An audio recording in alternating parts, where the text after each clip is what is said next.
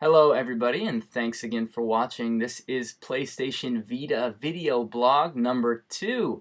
I am Kyle. Thanks again for stopping in. I received a lot of feedback from PlayStation Vita video blog number 1 that I put up a few days ago. It was mostly positive. I appreciate that. I also appreciate the constructive criticism that I received. I will take it into account and do my best to make kind of a video blog here that people want to watch. So thanks again. Yeah, I appreciate everything that you guys have said. It received a lot of views, a lot of positive feedback. So here I am for another one. I hope you guys enjoy it. Let's get right into it. Just a few things I want to talk about today. First of all, let's talk about Vita sales here in Japan. Vita came out on a Saturday, and sales weeks close on Sunday here in Japan. So in its first 2 days, it sold 325,000 units. That is not a great number, but it is not a bad number. It's a good number. Sony said it was right in line with what they predicted. 325,000 units. It didn't blow anyone away, but it didn't really surprise anyone as being low. It was right in the middle. 3DS launched at about 375,000 units, I think. The big knock on Vita is that it came out at Christmas, so it should have sold more units, is what people are saying. However, you know, this is a decent number. I'm not gonna read too much into that number. The second number is the one that's more alarming to a lot of people. It's second week sales, so this is the complete second week, a 7-day cycle, Monday to the next Sunday. The Vita only sold 72,500 units, which is really low. People were saying that anything lower than 100,000 would be probably considered a bomb, and I didn't think it would dip that low. But yeah, it's all the way down at 72,500. Pretty bad. There are a few things that might have caused it. I'm definitely not going to make excuses for the Vita. If you've watched any of my other videos, you'll know I'm kind of an equal opportunity gamer. I try to own everything. I like games. I like playing games, period. And there are good games on Vita. There are good games on 3DS. There are good games on iPhone even, which is why I like to have all the systems, because I like the ability to be able to play what comes out. So anyway, I'm not going to make excuses for the Vita. I will say a couple of reasons might be, number one, people are reporting a lot of defective Vitas, or at least people thinking they have defective Vitas. It seems there might be some kind of a glitch in the software that makes some people's Vitas freeze up. It is remedied pretty quickly. You can reset the Vita. Sometimes you have to wait a few minutes to reset it. But it's kind of alarming people here in Japan. I have had it happen to me once, but my Vita came right back on later on, and it hasn't happened since. And since then, there has been a firmware update. Not software, but yeah, I mean, I guess a firmware update 1.51, so that might have changed some things. So we'll see if the freezings go down after that. I have heard of some freezings still since the update, though, so I guess we'll see. The other thing is, I think a lot of people want Wi-Fi units, and they're not completely sold out, but I don't see them everywhere. I often visit Denden Town, which is kind of like Osaka's Akihabara, which is in Tokyo. A lot of people have probably heard of that. I go to Denden Town a lot, and usually at least half the shops are sold out of the Wi-Fi units, which means people who go to places where they only have 1 or 2 shops nearby their house, they might not be able to find those Wi-Fi units. That might account for some lower numbers. The 3G model is 5,000 yen more, which is about 70 or 75 US dollars right now, which is considerable. I can see why people would take a pass on that, especially if they don't want to use 3G. So especially the younger audience has probably absolutely no use for 3G. So we'll have to see. The other reason is simply that, you know, after systems like this come out, there's usually just a period of time where the software lineup is bleak. Personally, I thought the launch lineup for Vita was great. There are still games out there that came out at launch that I want to buy that I haven't. However, I can see why people say there's not really a killer app if you're not into Uncharted. You know, a lot of these other games are games that you've probably already played before, basically, you know, similar experiences. And some of them are even ports, so some of them are games you actually have already played before. So we'll see. I think next week's numbers will be very telling to see where the Vita's at after one more week. If it drops even further below 72,500, Sony could be in for some tough times with the Vita, so we'll have to see how it goes. The PSP is still selling like gangbusters here in Japan, which is crazy. The Monster Hunter machine, so we'll just see. We'll see exactly what happens for Sony. They have a nice revenue source with the PSP, so we'll have to see how much that money can help kind of hemorrhage any bleeding from the Vita. So Yeah, the next thing up I want to talk about, people are asking me about game cases and accessories, things like that I purchased. They just want me to show them off, so sure, why not, for the people who like that kind of stuff. Here we go. First up, here is the Lord of Apocalypse case. Game is developed by Access Games, published by Square Enix. There's the back there. I will review this game later in the video. People are asking for reviews, so we'll talk about that in a little bit. Here's Ultimate Marvel vs. Capcom 3, the back of the case there. Developed and published by Capcom. Here's Uncharted for the Vita, and the back there. This game was not actually made by Naughty Dog, who does Uncharted. This game was made by a separate team, but basically they took all of the assets that Naughty Dog created for Uncharted and kind of made their own Uncharted game. Obviously, it came out very soon after Uncharted 3. So here's Minna no Golf 6, Everybody's Golf 6. There you go, and this is a first-party Sony title. I'm not sure exactly what the team's name is who makes it, but it is a Sony brand there. And finally, Disgaea 3. It's called Return. It's a port of the PS3 game. I've only put a little bit of time into it, but it does look very beautiful on the Vita screen. And this game is made by Nippon Ichi Software. This game, I believe, is also out in the States. I think the Disgaea games all come out in the States. And then Disgaea 3, as a bonus, also came with this. They call it a mini soundtrack CD. It's got 5 tracks on it. I haven't opened it. I probably won't. But yeah, it's a nice little addition. I believe Blaze Blue also came out with something similar to that. So yeah, and then as far as some accessories go, here's a leather case that I bought. This cost me about 3,500 yen, about $50 US, which is pretty expensive. But cases here can run a little bit more expensive, especially with the strength of the yen right now. But it is a leather case. It's very sturdy. The sides very hard, so I don't worry too much about my Vita when it's in here.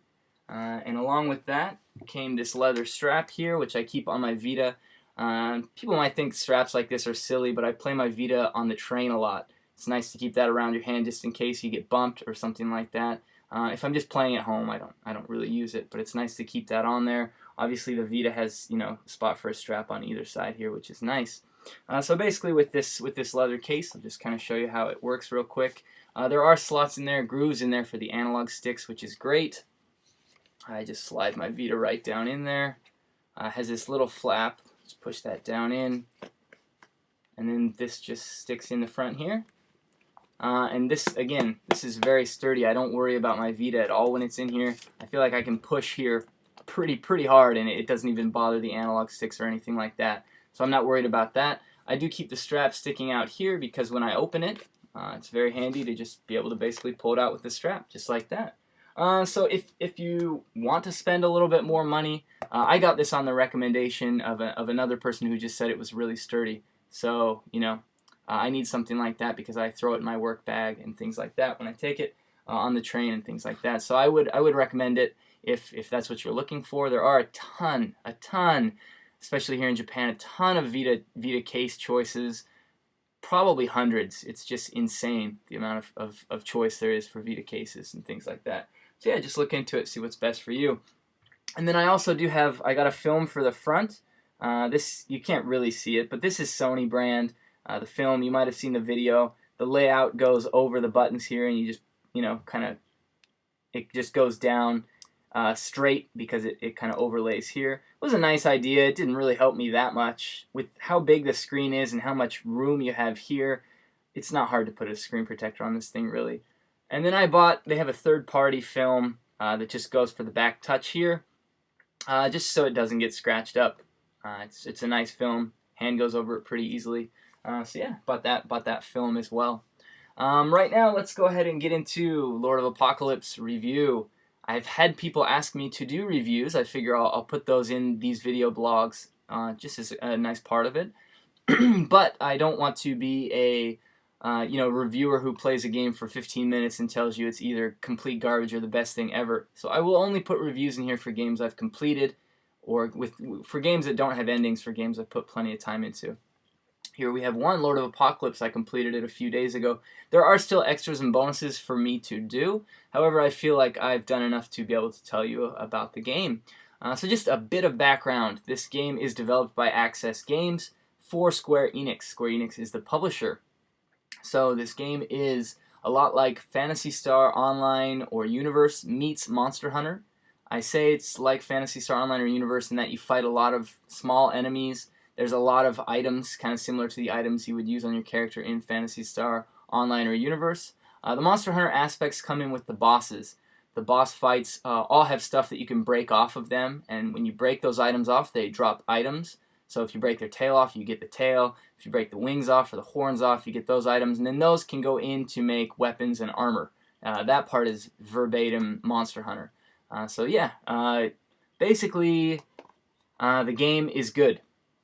I'm not going to say it's an amazing game. What I will say is it had a prequel on the PSP called Lord of Arcana. That game was complete shit. That game was complete garbage and probably worse than 90% of the games Square Enix has put out in the last 5 years, which says a lot because they have put out some really, really bad games in the last 5 years, and that game was garbage. So I don't even know why I really ended up buying this. I read a Japanese website that said 100 improvements in Lord of Apocalypse, and reading that got me excited for it, so I checked it out. And yeah, I ended up purchasing it. I will say that this game is a good game. It is much better than Lord of Arcana. If you've played Lord of Arcana and you're thinking, man, I would never play another game in that series or that looks like that, give this a shot. This is a good game. It doesn't suck. That game sucks really, really bad. Basically what this game does well is it takes everything that's good about Monster Hunter and everything that's good about Phantasy Star Online / Universe. And when I say Phantasy Star Universe, I'm more talking about Phantasy Star Portable and Portable 2 on the PSP, which were like the Universe upgrades, because vanilla Phantasy Star Universe was not a good game. Basically, though, it takes all that stuff and takes everything that's good and puts it all into here. So it's nothing new, no huge renovations here, but it takes the good parts and puts them into a game that's a fun game to play. Just a couple of complaints with the game. No online multiplayer. It's a launch title. I'm not really surprised, but that does suck. And number two, you get a lot of NPCs, which is nice because you want to fight in 4-person teams like you would if you had 3 friends there. So you get these 4-person teams, and there's also a bunch of other NPCs that you can use in the game. However, outside of the normal gameplay, you can send them on missions. So while you're on a mission, they can be on a mission to bring you back things. It's a cool idea, but it goes a bit overboard in that the game basically makes you feel like you have to do it. And if you don't do it, your resources go down, you get bad items. There's certain items you can't get if you don't do it. Monsters will invade. So basically, after every mission, you have to go into your guild and set them all up and have them be sent out. And then you go on your mission, you come back, you check their progress, you send them out again. And there's a quick button to send them back out on the same missions, but eventually you're going to have to change it up because you only get up to 20 of them, and there are like 10 areas, each with a bunch of missions inside that you can send them to. So you basically have to keep all your areas stable by sending these guys out to each of these areas. I found that to be a little bit annoying. It was something I thought was really great at first, but it really just got annoying. If they had some way where you only had to do it every once in a while, or if you could go out on 4 missions while they did 1 Uber mission, that would have been pretty nice. As it stands, it is a little bit annoying. I will give Lord of Apocalypse an 8 out of 10 for being a game that is very fun with almost no new innovations, but what it does well. It's very fun. It's a game that I played to the end pretty quickly, so yeah, I would recommend it. It's a fun game. Just nothing amazing and nothing new. If you're a fan of those kind of multiplayer Monster Hunter type experiences, especially if you have friends around, pick it up. It's also out for the PSP in Japan. I don't think it's going to get picked up for a US release simply because Lord of Arcana did so bad in the States because it's a horrible game. But when you make a game in the same series, that's kind of what happens. So yeah, I only have about 50 seconds left for this video. I have to keep it under a certain length. So a couple of things I wanted to talk about will roll over into my next video, but I am excited for some upcoming Vita games. Gravity Days, Ragnarok Odyssey, Tales of Innocence are. So look for some more info on those games coming up from me. Finally, I just want to say thank you so much for everyone out there who watches these videos. I really appreciate it. Because of the great feedback from the last video, I've made this one. And as long as people want to keep watching these, I will keep making them. So I really appreciate it. Thanks for the subs. Keep looking on Twitter at Kyle22, all spelled out for updates. And yeah, again, thanks a lot for watching. I appreciate you guys. Hope you have a nice New Year's.